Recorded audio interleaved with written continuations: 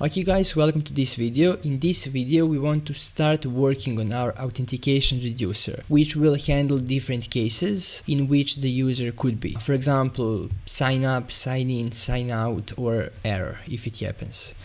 Okay, so to do that we need to create like one additional reducer next to this form one. So we're going to create a new file over here, and I'm going to call it pretty much like this, so like authentication one, and it's going to be .js. Okay, so over here we need to write a function, so I'm going to say export default, if I can type export default. It's going to take some parameters and it's going to do something. Okay, so what it's going to do is it's going to take a state and action. Okay, and then it's going to go through all the possible actions and it will figure out what is the current one, and based on that will return some kind of a state. Okay, so to start things off, first of all we want to initialize this state to some default state, and that's going to be run by default. So let us create a new variable over here. Let's call it default state, and this should also explain things a bit more clearly. So before I do anything else, let me just assign this state to default state like this, and then let me just return state from here. So right now we just want to return the state, and later we'll do other stuff depending on what the action is. But this default state over here is going to have like three properties. If we really think about it, to handle authentication we need to do several things. We should have some sort of a boolean that should tell us at all times whether the user is actually authenticated. We should have a property that will hold our JWT token, so JSON Web Token, and we should also have like a property that should hold like error message in case our backend responds with error. We want to catch it so that we can like display it to the user. So I'm going to have a first field or first property be called is authenticated, and it's going to be equal to false by default. Then we're going to have like token, or you can call it like JWT token. I'm just going to call it simply token, and it's going to be empty string for now. And we also need to have something like error message, which will also be empty string because there shouldn't be any errors by default. So now we can save this, and then we can navigate back to this index.js file over here and we can import it. I'm going to say import authentication reducer from auth like this, and then over here we're going to pretty much follow the same pattern. We're going to say this equals auth reducer like this. Okay, so we just created this authentication reducer, and what we need to do next is we need to create some action, and let me explain really quickly like what's going to happen pretty much. So we have this sign up page over here, and we have this onSubmit method that is able to gather both the email and the password that user types. Okay, so now what we need to do is inside of this method over here we need to call some action. Okay, that will be created in this separate actions folder, and that action should contact the backend server and also dispatch some message for our authentication reducer. So before we can actually start writing our actions and do all of this fun stuff over here, we first of all need to install a middleware called redux-thunk, and we need to actually set it up over here so that this store actually is aware of that middleware. So to do that we first of all need to, first of all need to quit this running process, and then don't forget we need to navigate into this client directory, and once we're here we can install it. So I'm going to type npm install -save redux-thunk like this. Okay, and next to that what we also need to do is we need to fetch a method that is called apply middleware from the Redux. So I'm going to say apply middleware like this, and I also need to get an actual handle on the redux-thunk, redux-thunk from redux-thunk like this. Okay, so now okay, so this is installed. I'm going to go back and – actually rerun it. So npm run start dev, And over here, this create store will take additional argument. So I'm going to say comma, apply middleware, and then I'm going to simply put the redux-thunk over here. Okay, and save this file. Okay guys, so now that we have successfully injected this redux-thunk, we can go on and create actions and continue with these things. So I'm going to create a new file, I'm going to call it index.js, and over here we can create our action creators. So I hope you know your way about Redux, because it's slightly confusing the first time you start dealing with all of this. In this series I am kind of assuming that you do, because I do plan to make like the entire series on like React and Redux in depth, where I will take my time to explain things. So I hope you know your way around Redux. I can like quickly explain a few things, so just so we're on the same page, I'm going to be using these comments.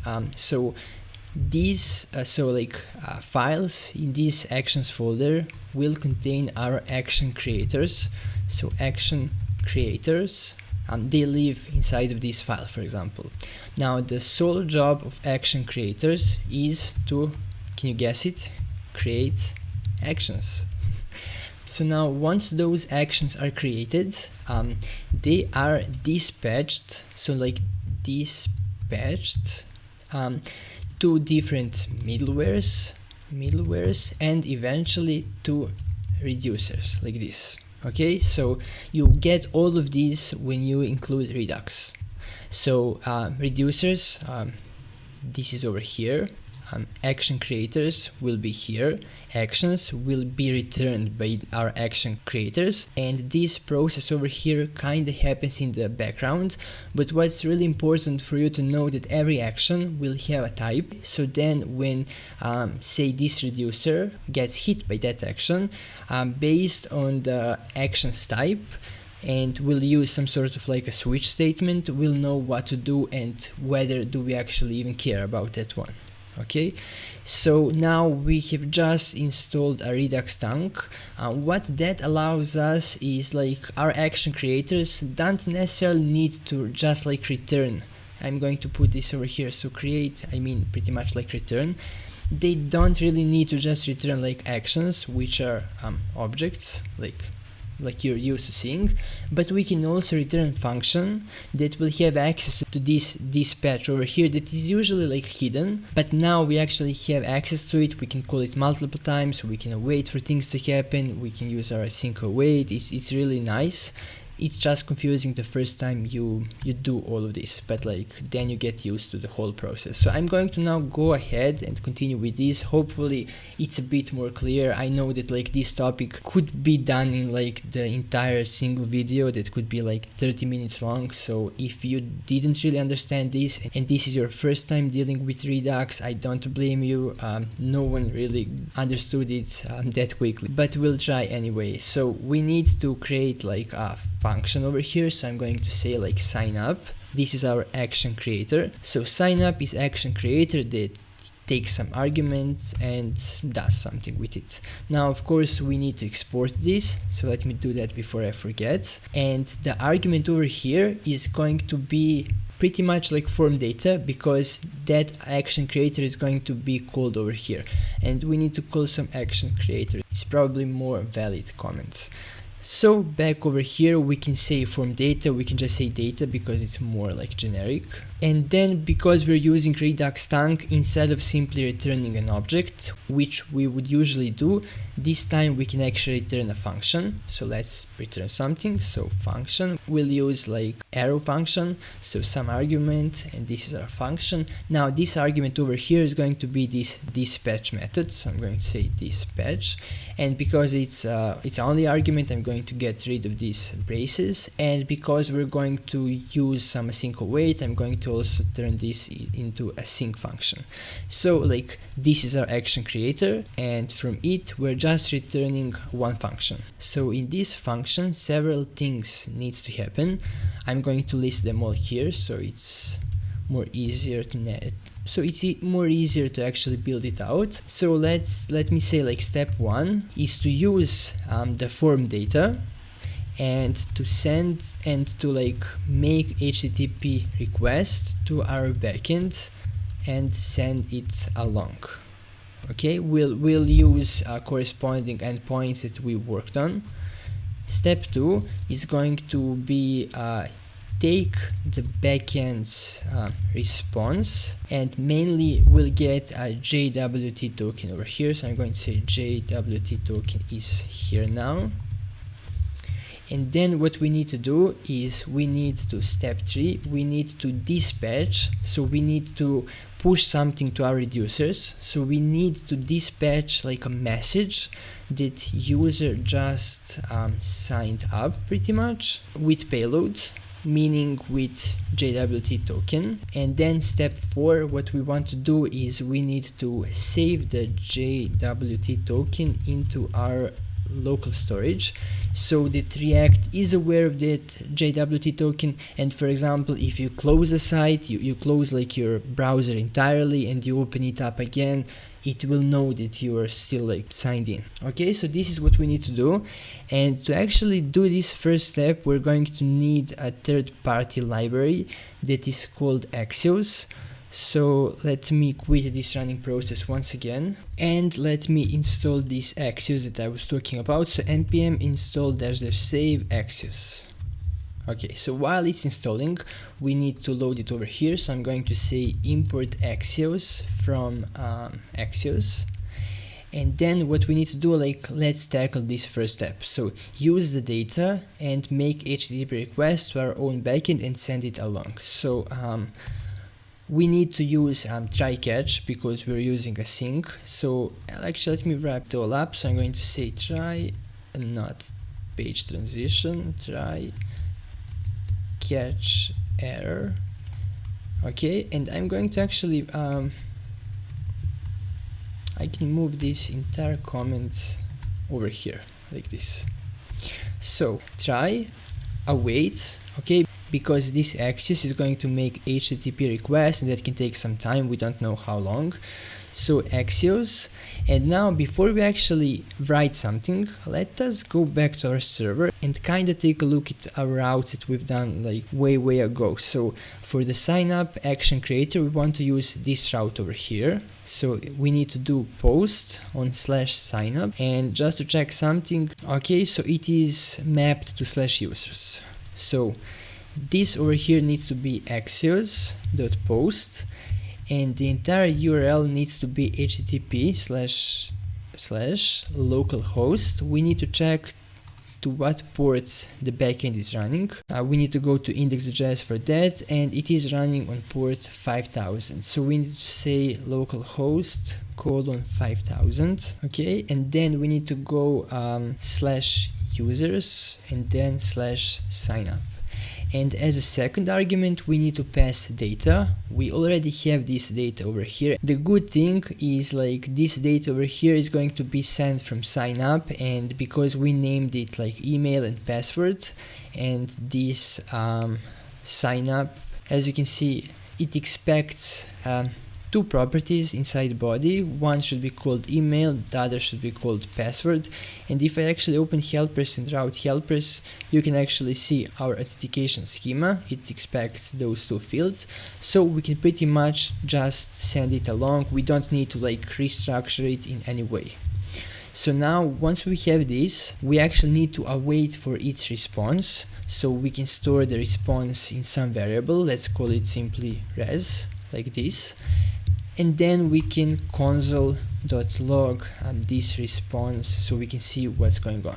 Okay, and in case there are some errors, for now let's simply do console.error and then simply pass it so we can see what's going on. So to actually test this, we need to use this sign up action creator inside of our sign up form, and sadly we still need to like tweak some things around here to be able to like call it over here on line 11.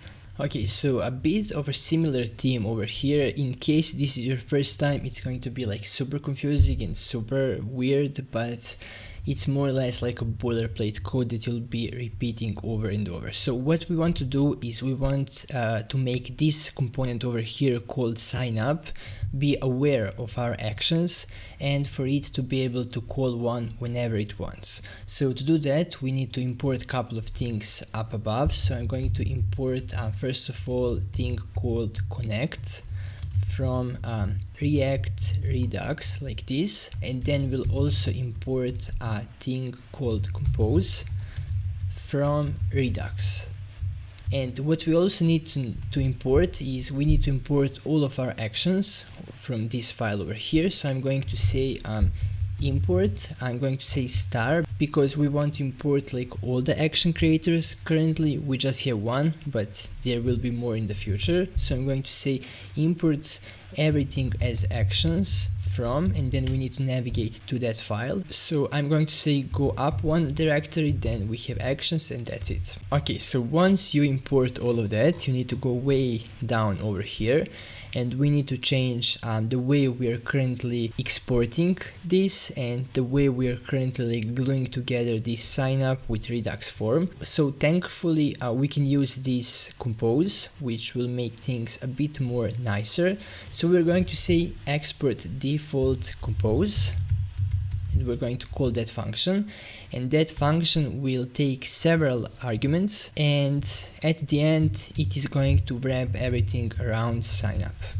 Now these actions are pretty much like you list all the higher order components that you want to be applied to this component.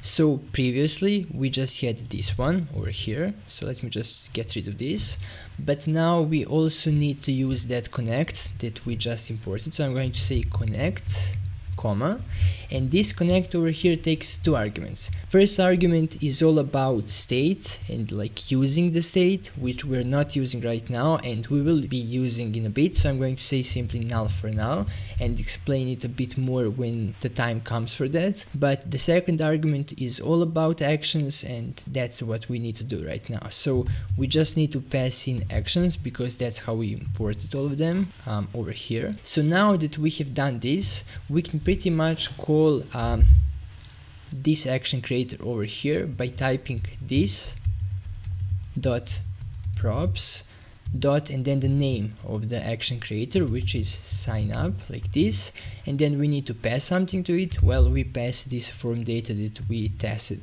in the previous video, like this. Now what's going to happen is this action creator is actually doing something with async await. Okay, so what we need to do is we need to await this over here, and to do that we need to make this onSubmit function be async one, like this. So now let's give this a test. I'm going to rerun this project. So npm run test dev. Okay, that's wrong. npm run start dev. Let's see if we get any errors over here. And here is the actual site that's loading up. Okay, I'm going to open a console. Then I'm going to navigate to our SignUp page. And then I'm going to type something over here. So let's say codeworker@gmail.com and password superpass. Sign up. And okay, we get a lot of errors. Cannot read property props of undefined. So okay, so the problem we have currently is this, like literal this, we need to bind it. So I'm going to quickly create, there are a couple of ways you can do this. I'm going to go with the constructor approach. So I'm going to create constructor. I'm going to call super with props, and then what I need to do is to bind this dot onSubmit equals this dot onSubmit dot bind this, and then let's see if that changed something. So I'm going to open this once again. I'm going to refresh it. I'm going to type codeworker superpass sign up.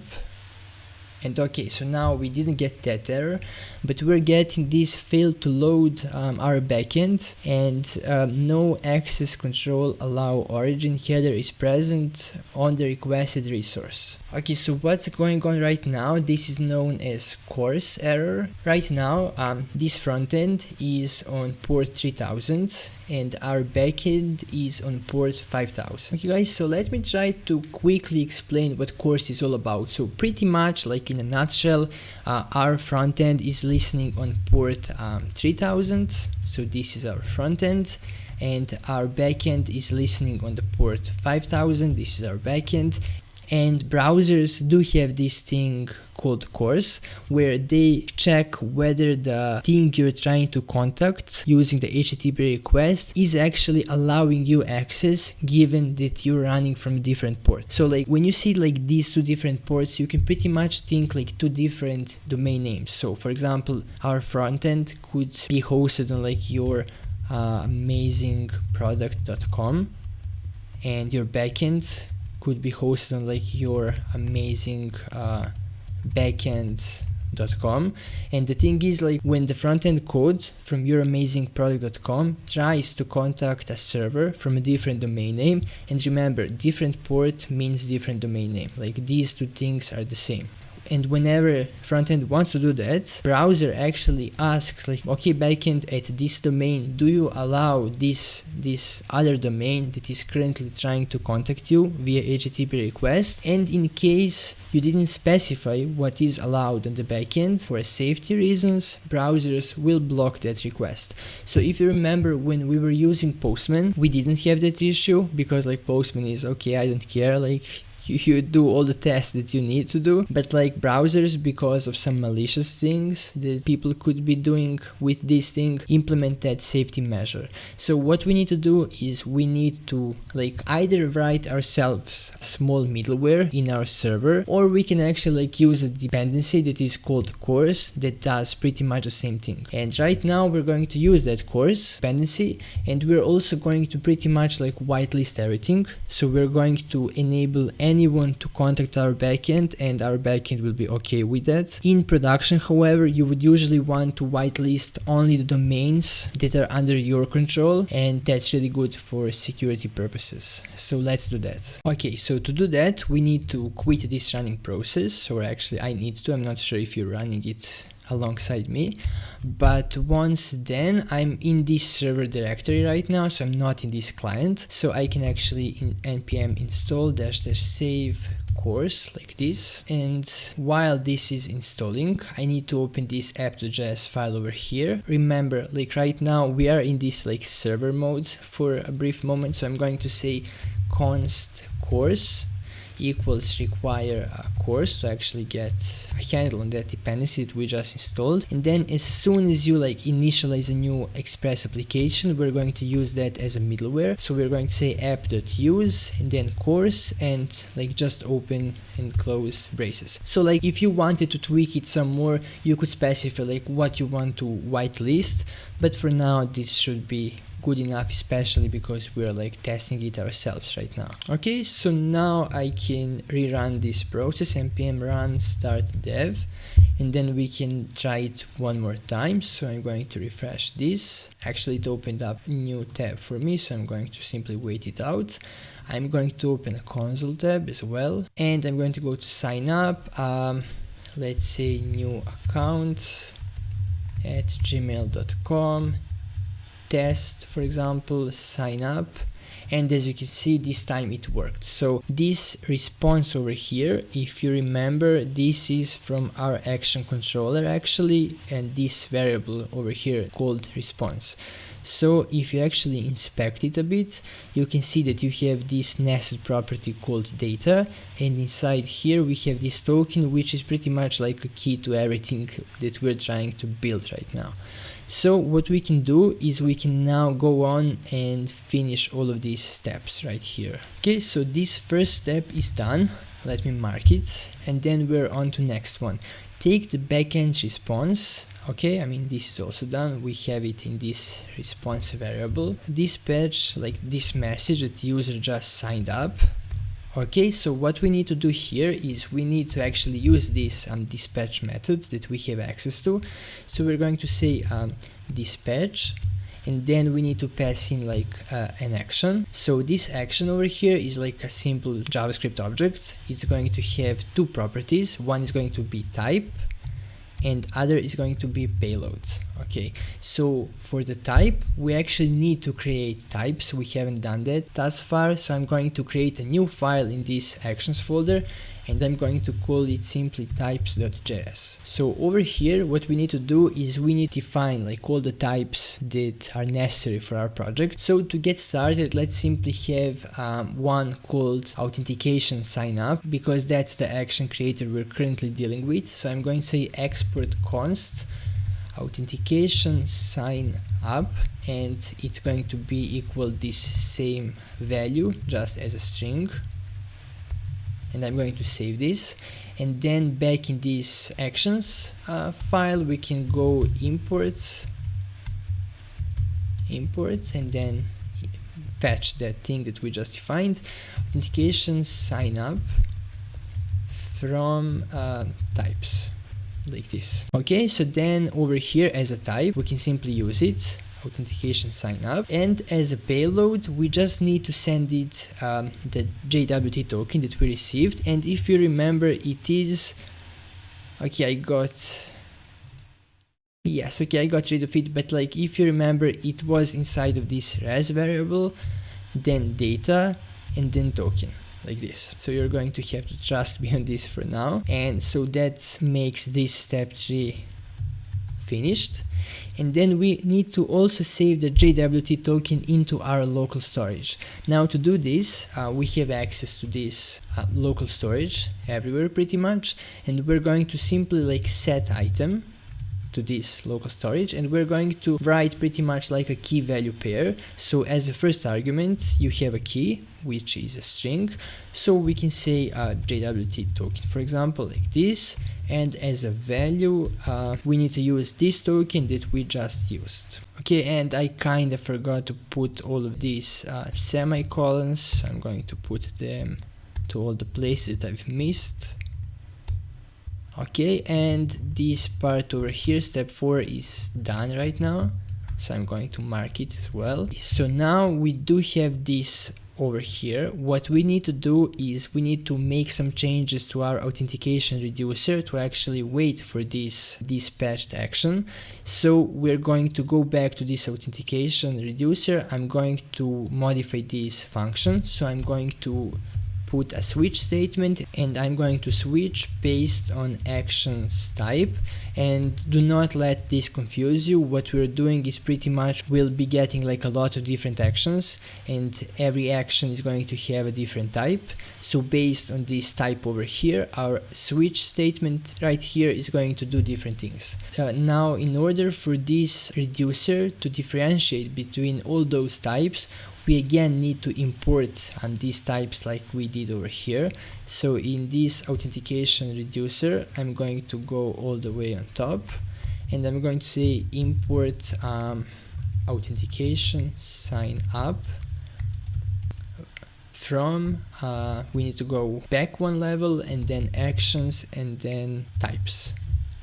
Okay, and then I'm going to say like switch if we stumble upon this particular type.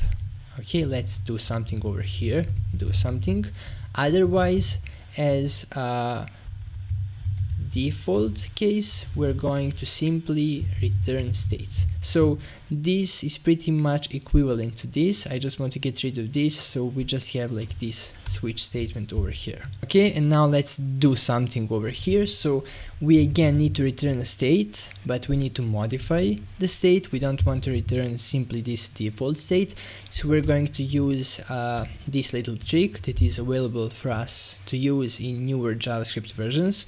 So we're going to say like give me back our default state. So this state over here is whatever state actually gets passed to this function. Initially it's default, otherwise it can be modified, but like we're going to further modify whatever is inside here by some things that we specify over here. And what we want to specify over here, well, we have three options. We can set any of these properties right now. So for a token, we're going to say action.payload, because if you remember, our payload is actually just a token, nothing else.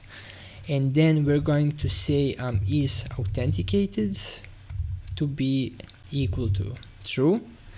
And as error, we're going to say, well, nothing, we don't have any errors. This will also make sure in case there were some errors, upon a successful sign up, we're going to like reset that error message to be nothing, because if you don't do this, you can have like some stale error message from some past actions that you did. So this makes sure that like if there are no errors, like let's not have any errors. And we're going to further handle the errors inside of our action on this catch error. So what we want to do is we want to say in case there are errors, we're going to say dispatch again.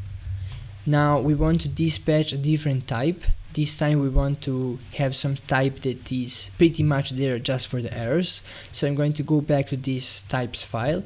I'm going to say export const authentication error equals authentication error, like this, and then I'm going to import this in our index file over here. So I'm going to say import those two pieces, and then in case we have some error, well, right now we're trying to sign up, so it's probably like email is already in use. So I'm going to say type is this new one, and payload is email is already in use, like this. And now we can get rid of this console error over here. So then what we can do is we can actually go back to our authentication reducer, and we'll have another case over here, case of authentication error. Now of course we need to import it here as well. And in case of an error, what we want to do is, well, we need to return a new state. So let's pick whatever is currently in the state and simply change the error message to be action.payload, because we are sending simply an error as a payload in this scenario over here. So now this entire process should work, I think, if I haven't missed anything. So to make sure that it is working as expected, let me create a couple of console log statements so we can like check the life cycle of it all. So I'm going to say like action creator, I'm going to put it like as type, action creator sign up called, okay, and then I'm going to say action creator signed up dispatched an action over here, and then I'm going to copy that console log statement, and inside of our reducer I'm going to say something like